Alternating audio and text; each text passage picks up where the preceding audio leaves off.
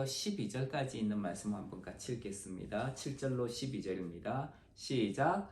구하라 그리하면 너희에게 주실 것이요 찾으라 그리하면 찾아낼 것이요 문을 두드리라 그리하면 너희에게 열릴 것이니 구하는 이마다 받을 것이요 찾는 이는 찾아낼 것이요 두드리는 이에게는 열릴 것이니라. 누가 너희 중에 누가 아들이 떡을 달라 하는데 돌을 주며 생선을 달라 하는데 뱀을 줄 사람이 있겠느냐? 너희가 악한 자라도 좋은 것으로 자식에게 줄 알거든. 하물며 하늘에 계신 너희 아버지께서 구하는 자에게 좋은 것으로 주시지 않겠느냐? 그러므로 무엇이든지 남에게 대접을 받고자 하는 대로 너희도 남을 대접하라. 이것이 율법이요 선지자니라. 아멘. 옛날에 70년대 후반에 이제 유행했던 노래가 하나 있습니다. 그 노래가 이제 꼭 마치 CCM 같은 노래였어요. 그게 이제 마태복음 7장에 있는 말씀을 인용한 노래인데요. 구하라 그리하면 주실 것이다. 이런 노래였어요. 구하고 문을 두드린다는 것은 필요한 것을 찾는 모습입니다. 일반적으로 세상 사람들도 이 내용을 잘 알고 있습니다. 그리고 이 말을 가지고 다른 사람들을 교훈하기도 합니다. 문을 두드리면 열릴 것이고 구하면 찾아낼 것이다. 사람이 행하는 것으로 인해 그 결과를 보게 될 것이다. 그런 내용이지요. 아무것도 하지 않으면 아무 일도 일어나지 않는다. 어떤 행동을 통해서 결과가 드러나게 된다. 이런 이야기를 합니다. 예수님을 믿는 사람이든지 믿지 않는 사람이든지 이 말씀에 동의하는 사람들이 많이 있습니다. 구하면 주실 것이다. 찾으면 찾을 것이다. 문을 두드리면 열릴 것이다. 세상에 속한 일에도 이와 같은 원리가 있기 때문에 당연하게 생각합니다. 그렇기 때문에 받지 못하는 것은 구하지 않았기 때문이다. 찾을 수 없는 것은 찾지 않았기 때문이고 열리지 않는 것은 두드리지 않았기 때문이다. 그렇게 이야기하는 사람들이 많습니다. 근데 참 신기하지요. 찾을 수 없는 것은 찾지 않았기 때문이다. 찾았는데도 찾지 못해요. 근데 어머니나 아내는 잘 찾아내더라고요. 아무리 조금 전에 내가 막 서랍을 뒤지고 옷이 어디 있는지 그리고 내가 찾는 게 어디 있는지 못 찾아냈는데 여보 이거 어디 있지? 그러면 당장에 딱 찾아내더라고요. 참 신기해요. 아무튼 세상 사람들은 그렇게 행동을 했는데 얻지 못하는 것은 네가 제대로 행동을 안 했기 때문이다 라고 그렇게 이야기를 합니다. 그래서 긍정적으로 생각하며 행동을 한다면 성공하게 될 것이고 긍정적으로 행동하지 않으면 성공하지 않을 것이다 라고 이야기를 합니다. 특히 이것은 그리스도인들이 많이 하는 이야기 중에 하나입니다. 긍정적으로 생각하는 것이 그리스도인들의 올바른 생각이다. 긍정적인 말을 해야 된다. 부정적인 말보다는 긍정적으로 이야기를 해라. 이렇게 권고합니다. 그리고 긍정적인 생각에 따라서 행동하는 것을 믿음이다 라고 이야기를 합니다. 그러면은 열매가 맺히지 못한 것이 구하지 않았거나 찾지 않았기 때문에 혹은 두들지 않았기 때문에 열매를 맺히지 못하는 것일까요? 평생을 노력하고 애를 썼고 믿음으로 살았지만은 원하는 결과를 얻지 못하는 경우들이 무수히 많은 것을 보게 됩니다. 중동이라든지 이런 곳에서 정말 목숨을 걸고 사역을 했지만은 열매 하나도 얻지 못하는 선교사님들도 상당히 많이 있는 것을 볼 수 있습니다. 평생을 힘들게 노력하면서 애썼지만은 정말 가난하게 살아가는 사람들도 많이 있다는 것입니다. 그런데 우리는 그들이 구하지 않았거나 찾지 않았다, 문을 두들지 않았다 이런 잣대를 가지고 함부로 그들을 쉽게 판단하고 재단하는 것을 보게 됩니다. 우리가 가진 잣대를 가지고 결과를 내지 못하는 사람들을 비난하는 것이지요. 사실 긍정적인 생각이나 부정적인 생각은 믿음과는 아무런 상관이 없는 것입니다. 확신을 가지기 때문에 믿음을 가졌다라고 말할 수도 없어요. 확신이 없기 때문에 믿음이 없는 것으로 판단해서는 안 된다는 것입니다. 이런 것들이 믿음과 상관이 있는 것은 아니에요. 어떤 사람들에게 스트레스가 많아요. 그랬더니 스트레스가 왜 있냐고, 기도하면 다 없어지는데, 기도하고 찬송하면 없어지는데, 그런 이야기를 합니다. 그분은 기도하고 찬송하면 없어져요. 근데 이 사람은 그렇지 않을 수 있다는 거예요. 사람마다 하나님께서 다 다르게 지으셨기 때문에 자기의 일반적인 논리를 가지고 다른 사람들도 그래야 된다, 그렇다라고 평준화시켜버리는 것입니다. 이것은 일반적인 오류라고 하는데 상당히 위험한 신앙의 잣대입니다. 긍정이나 부정적인 생각은 믿음과 상관이 없다는 것을 우리가 기억해야 됩니다. 오늘 주님께서 하신 말씀은 세상의 일반적인 원리를 통해서 우리가 하나님께 간구해야 할 이유를 말씀해 주고 계십니다. 세상에서도 좋은 결과를 맺기 위해서 구하고 찾고 두드리는데 하나님의 자녀인 우리가 더욱 하늘에 계신 아버지께 찾고 구하고 간구해야 되지 않겠느냐라고 말씀하고 계신 것이지요. 그렇기 때문에 우리는 남에게 대접을 받고 싶은 만큼 누군가를 위해 하나님께서 좋은 것을 주시도록 간구하며 축복하는 사람이 되어야 합니다. 이것이 성경의 가르침이라고 주님은 말씀하고 있습니다. 그러면 예수님을 믿는 사람으로서 우리는 무엇을 구하고 찾으며 문을 두드려야 하는 것일까요? 예수님은 먼저 너희는 그의 나라와 그의 의를 구하라 라고 하셨습니다. 먼저 구하라. 그렇다면 여기서 예수님께서 하신 말씀은 먼저 하나님 나라와 의를 구하라, 그리하면 너희에게 주실 것이다, 이 말씀으로 이해를 해야 되는 것이지요.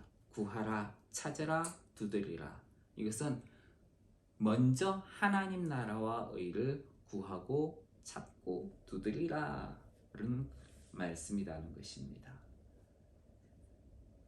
하나님 나라와 의를 먼저 구하는 자는 하나님 나라와 그 의를 받게 될 것입니다. 하나님 나라와 그 의를 찾는 사람은 하나님 나라와 그 의를 찾아낼 것입니다. 하나님 나라와 그의 문을 두드리는 자에게 하나님 나라와 그 의가 열리게 될 것입니다. 부모는 자녀에게 좋은 것을 주려고 하지요. 배고파서 떡을 달라고 하는 자녀에게 돌을 주지는 않습니다. 자, 이 돌 줄 테니까 너 예수님이 했던 것처럼 돌을 떡으로 만들어서 먹어, 이렇게 하지 않죠. 생선을 달라 하는 자녀에게 위험한 뱀을 가져다 주지는 않습니다. 부모는 자신의 능력이 되는 대로 자녀에게 좋은 것으로 주려고 합니다. 하나님은 땅의 부모보다 더 좋은 것으로 주실 수 있는 능력도 있고 뿐만 아니라 충분히 더 좋은 것으로 주시는 분입니다. 이미 모든 것을 다 알고 계신 하나님은 우리에게 무엇이 가장 좋은 것인지를 알고 계신다는 것입니다. 그리고 그것을 우리를 위해서 우리에게 주시는 분이시지요. 그러면은 이 말씀에서 악한 자라도 좋은 것으로 줄 줄 아는데 하늘에 계신 너희 아버지께서 구하는 자에게 좋은 것으로 주시지 않겠느냐, 이렇게 말씀하신 주님의 의도를 우리는 깨달아야 되겠지요. 하나님은 좋은 것으로 우리에게 주시기를 원한다는 것입니다. 자, 그러면은 여기에 좋은 것이란 무엇일까? 우리는 세상적이고 물질적인 것만 생각을 합니다. 그런데 사실 누가복음 성경에 보면은 이 좋은 것이라고 하는 것은 성령을 가리킵니다.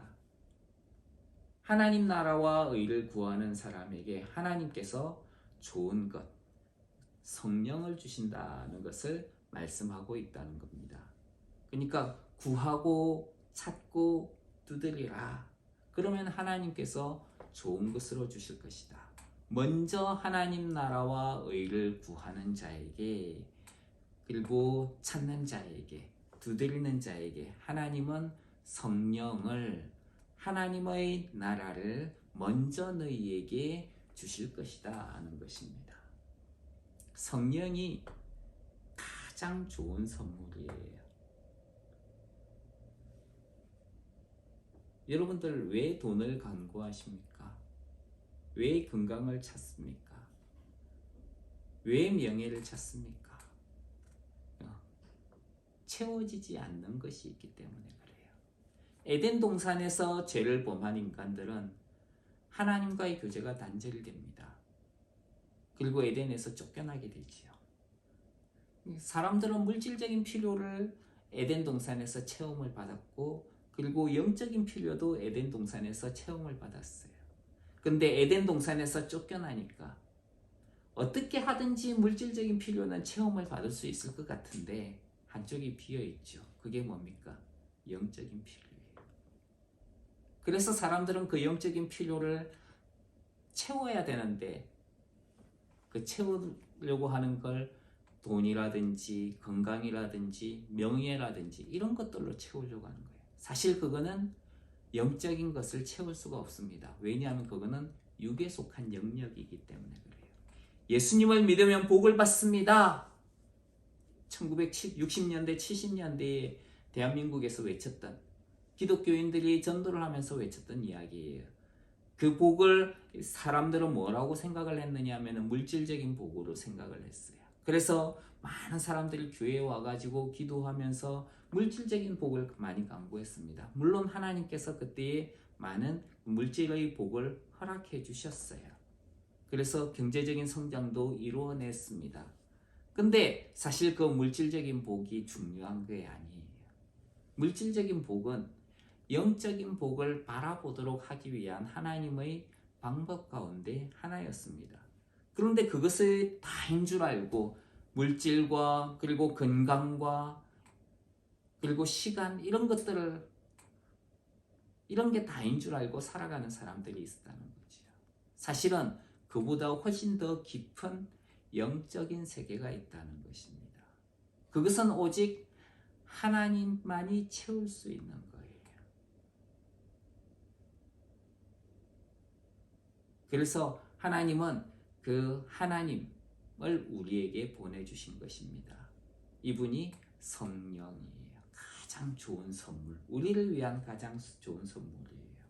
하나님 나라와 의는 성령이 임하실 때에 온전히 이루어지게 됩니다.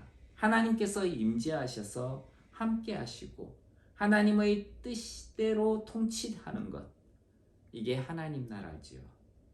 성령께서 임재하시고 성령님의 뜻대로 이루어지는 것, 이게 하나님 나라라는 것입니다. 인간에게 있어서 가장 좋은 것은 하나님이 함께 하시는 것입니다.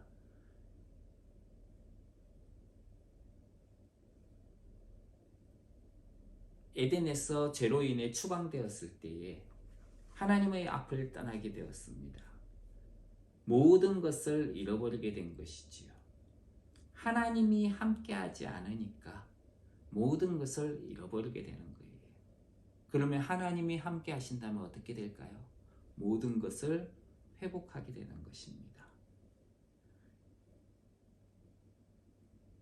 그래서 하나님 앞을 떠나게 만들었던 가장 큰 문제를 먼저 해결해야 되는 것입니다.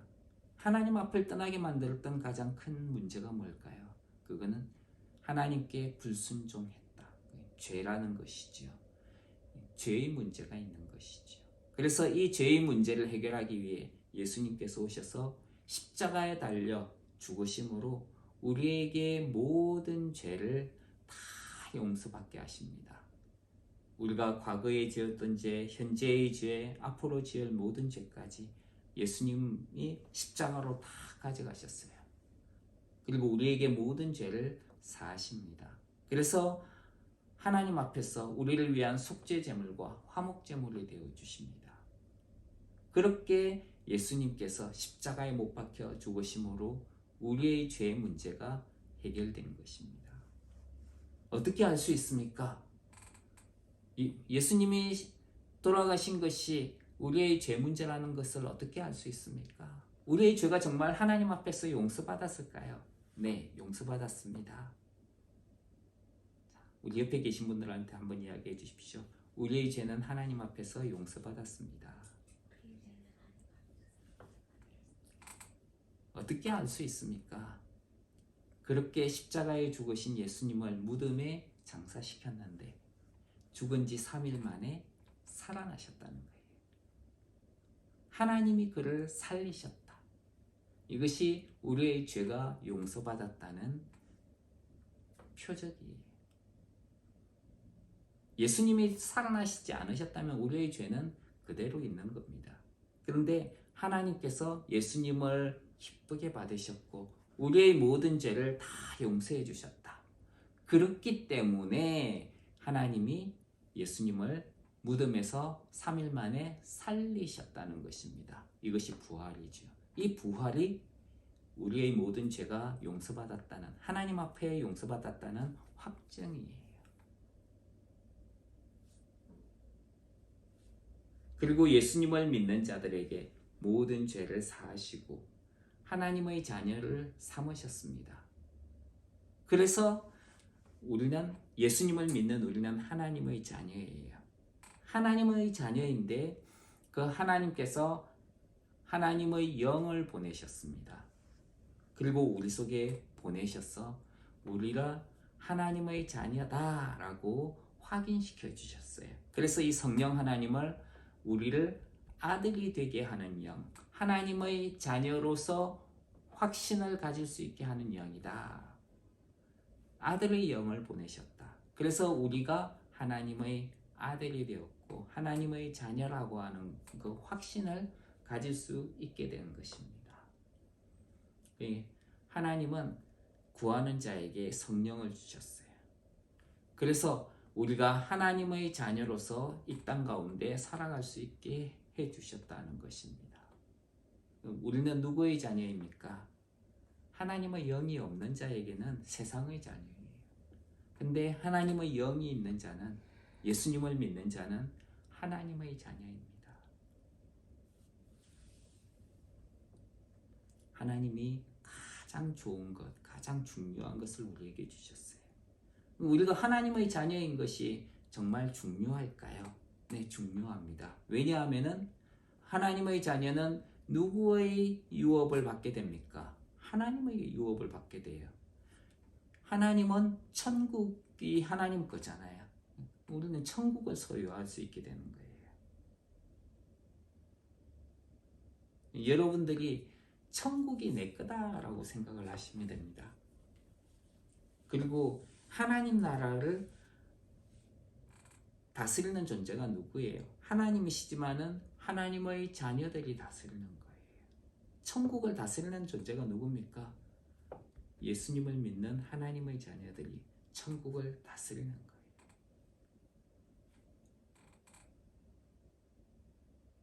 그렇기 때문에 내가 이번 한 주, 아니 영원히 하나님의 자녀로서 살아가고 있다 하는 것을 마음 깊이 생각하면서 살아가시길 주님 이름으로 축원합니다. 12절에 보면은 이렇게 이야기를 하고 있습니다. 그러므로 무엇이든지, 우리 같이 한번 읽을까요? 시작. 그러므로 무엇이든지 남에게 대접을 받고자 하는 대로 너희도 남을 대접하라. 이것이 율법이요 선지자니라. 그러므로 라는 말은 모든 부분에서 라는 이야기입니다. 주님은 모든 영역에서 무엇이든지 남에게 대접을 받고자 하는 대로 너희도 남을 대접하라. 이것이 율법이요 선지자니라 이렇게 말씀하셨습니다. 이것을 기독교의 황금률이라고 이야기합니다. 내가 누군가에게 대접을 해준 그대로 도로받게 된다는 것이죠. 우리가 누군가를 귀하게 여긴다면 그 사람도 우리를 귀하게 여길 것이라는 겁니다. 다른 사람에게 받고 싶은 대로 행동하라는 것입니다. 사람들은 해주지 않아도 결국에는 우리가 그들에게 베풀어 준 만큼 보상을 받게 될 것입니다.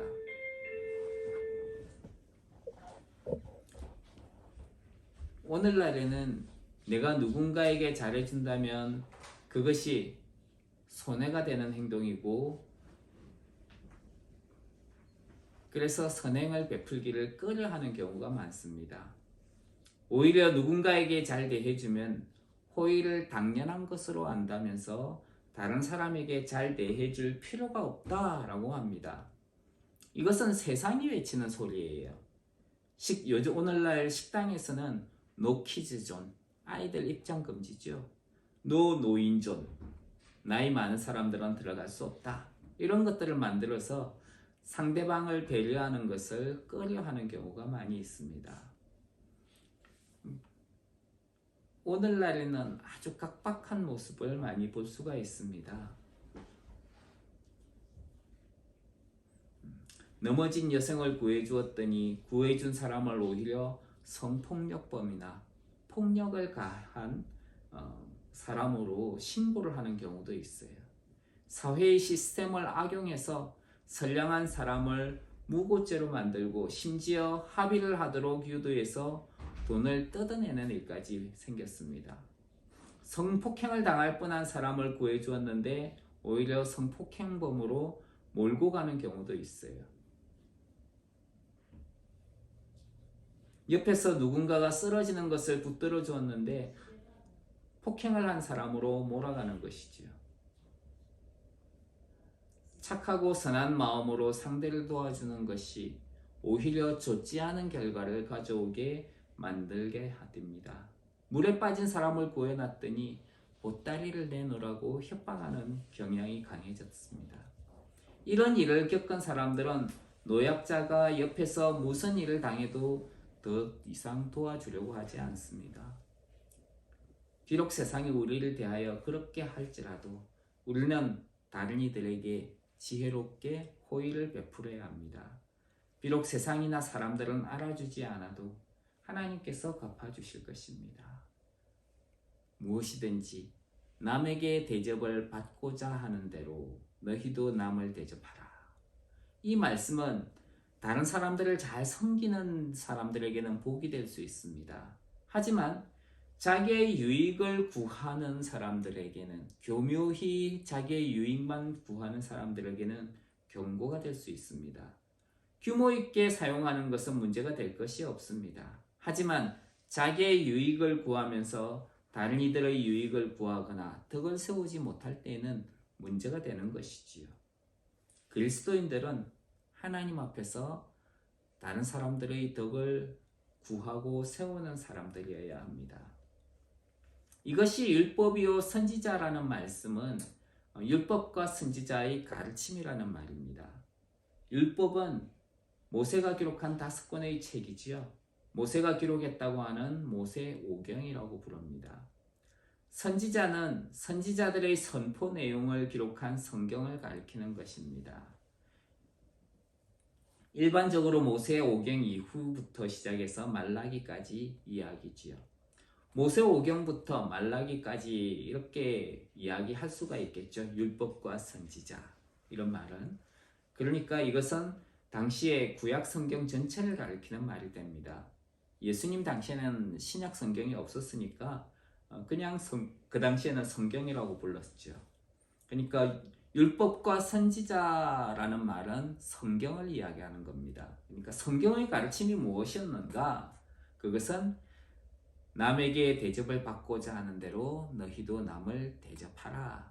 이것이 성경의 가르침이라는 것입니다. 이것은 자신이 받고 싶은 것을 위해서 다른 사람에게 좋은 것을 주어야 한다 하는 그 이상의 의미를 가지고 있습니다. 주고받는 것이 세상의 이치입니다. 하지만 나중에 받을 것을 염두에 두고 남에게 베풀어 주는 것은 하나님의 방법이 아닙니다. 상대방에게 베푸는 만큼 받게 될 것이다 하는 것은 구약 성경의 가르침이 있습니다. 하지만 우리는 새 언약에 속한 사람으로 살고 있습니다. 하나님의 은혜를 받은 사람이라는 것이지요. 하나님께서 베푸신 은혜를 받았다면 우리도 그 은혜를 갚는 마음으로 살아야 합니다. 하나님께서 베푸신 은혜에는 한이 없습니다. 그렇기 때문에 우리는 다른 이들과 서로 좋은 것으로 나누는 사람들이 되기를 주님 이름으로 축원합니다. 기도하겠습니다. 하나님, 구하는 자에게 좋은 것으로 주신다고 하셨습니다. 하나님, 우리에게 하나님의 영이신 성령님을 보내주셨습니다. 우리가 하나님에게 속한 자로서 성령 하나님과 동행하면서 하나님의 자녀로서 또 세상을 축복하는 하나님의 사람들로 세상에게 또 우리의 받은 것들을 베푸는 자로 살아가게 하여 주시옵소서. 예수님 이름으로 기도합니다. 아멘.